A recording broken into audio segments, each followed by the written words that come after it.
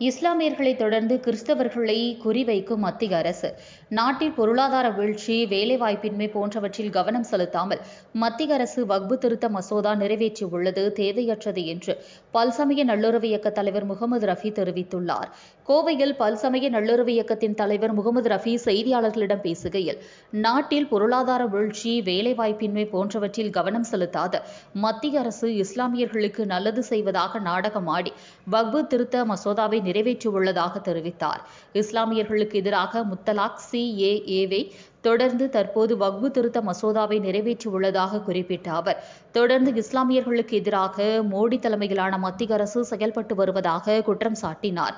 ஒட்டுமொத்தமாக 30 கோடி இஸ்லாமியர்களுக்கு எதிராக இந்த மசோதாவை நிறைவேற்றியுள்ளதாக கூறிய அவர், தமிழக முதல்வர் இதற்கு எதிர்ப்பு தெரிவித்து சட்டமன்றத்தில் தீர்மானம் நிறைவேற்றி நாடு முழுவதும் உள்ள இஸ்லாமியர்களுக்கு ஆதரவாக செயல்பட்டுள்ளதையும் சுட்டிக்காட்டினார். தொடர்ந்து மத்திய அரசு சிறுபான்மை மக்கள் மீது வெறுப்பை காட்டி வருவதாக கூறிய அவர், இஸ்லாமியர்களை தொடர்ந்து அடுத்து கிறிஸ்தவர்கள் மீதும் தனது வெறுப்பை காட்ட துவக்கியுள்ளதை சுட்டிக்காட்டினார். இந்த சந்திப்பின் போது தமிழ்நாடு SC/ST ஆணைய உறுப்பினர் செல்வகுமார் உடன் இருந்தார். 2 நாட்களுக்கு முன்பு பாராளுமன்றத்தில் வக்பு மசோதாவை ஒட்டுமொத்த 30 கோடி இஸ்லாமியர்கள் இந்த நாட்டில் இருக்கிறார்கள், அத்தனை பேரும் எதிர்த்து நாடாளுமன்ற உறுப்பினர்கள் 232 பேர், மாநில கட்சிகள் அத்தனை பேரும் எதிர்த்து இந்த சட்டத்தை எதற்கு கொண்டு வந்தார்கள் என்றே எங்களுக்கு தெரியவில்லை. எத்தனையோ நேற்று கூட சிவசேனா MP சொன்னார், 40,000 மக்கள் காஷ்மீரிலே பண்டிட்டுகள் வீடு இல்லாமல், வசதி இல்லாமல் ரொம்ப சிரமப்பட்டு கொண்டிருக்கின்றார்கள். இஸ்லாமியர்கள் மீது அக்கறை கொண்டு திடீர்னு என்னமோ பாசம் கொண்டு இப்போ இந்த வக்பு சட்டத்தை கொண்டு வந்து அந்த மக்களுக்கெல்லாம் உதவி செய்கிறேன் என்று மோடி அவர்கள் சொன்னார்கள். இது முற்றிலும் தவறானது. இவர்கள் ஆட்சி பொறுப்புக்கு வந்ததிலிருந்தே முத்தலாக்கு சட்டம், CA போன்ற சட்டங்கள், இப்போது வக்போடு, இந்த மாதிரி இஸ்லாமியர்களுக்கு எதிராக செயல்பட்டு கொண்டு திடீரென்று இஸ்லாமிய மக்களுக்கு உதவி செய்வதற்காகத்தான் இந்த சட்டத்தை கொண்டு வந்தேன் என்று நாடகம் நடத்துகிறார்கள். ஒட்டுமொத்தமாக 30 கோடி இஸ்லாமியர்களை புறந்தள்ளலாம் என்று நினைக்கிறார்கள், அடக்கி ஆள வேண்டும் என்று நினைக்கிறார்கள். அது இந்திய நாட்டில் நடக்காது. ஏனென்றால் இந்த இந்தியாவுக்கு, இந்த சுதந்திரத்திற்காக இஸ்லாமியர்கள் பாடுபட்டவர்கள்.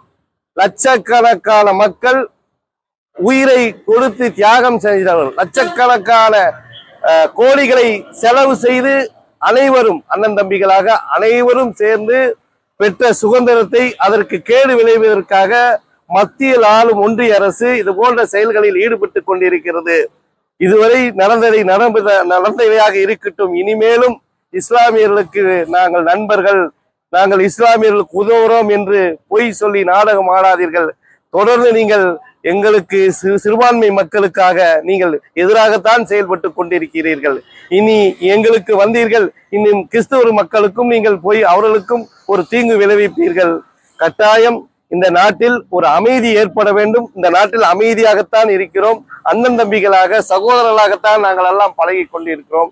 இதில் ஊறு விளைவிக்காதவர்கள். நம்ம நாடு இப்போ நாடு பொருளாதாரத்துல பின்தங்கி இருக்கு, வேலை வாய்ப்பில்லை. இதையெல்லாம் விட்டு போட்டு ட்ரம்ப் 26% வரி போட்டிருக்காரு. இதையெல்லாம் பேசாமல் இந்த வக்போர்டுக்கு தான் இப்போ முக்கியமா நாட்டுல? சொல்லுங்க பார்க்கலாம். இதெல்லாம் நாடகம். உறுதுணையாக மாண்புமிகு முதலமைச்சர் அவர்கள் உறுதுணையாக சிறுபான்மை மக்களுக்கு, ஒட்டுமொத்த இஸ்லாமியர்களுக்கு அண்ணனாகவும் தந்தையாகவும் இருக்கிறார். ஒட்டுமொத்த இந்திய முஸ்லீம்களுக்காக இவர் முதல் சட்டமன்றத்திலே எதிர்ப்பு தீர்மானம் நிறைவேற்றினார். நேற்றும் கூட சட்டமன்றத்திலே கருப்பு பேஜ் அணிந்து இதை கண்டித்திருக்கிறார். அதே மாதிரி முதலாக மாண்புமிகு முதலமைச்சர் அவர்கள் சிறுபான்மை மக்களுக்கு மட்டுமல்ல, பெரும்பான்மை மக்கள், அனைத்து மக்களுக்கான முதலமைச்சர். இஸ்லாமியர்கள் பாதிக்கப்படக்கூடாது, நாங்கள் கோர்ட்டுக்கு சென்று, சுப்ரீம் கோர்ட்டுக்கு சென்று இதற்கு ஒரு முடிவு கட்டுவோம் என்று சொல்லியிருக்கிறார்கள். ஒட்டுமொத்த மக்களுக்காக இந்த பாடுபடுகின்ற முதலமைச்சருக்கு நாங்கள் எல்லாம் உறுதுணையாக இருப்போம்.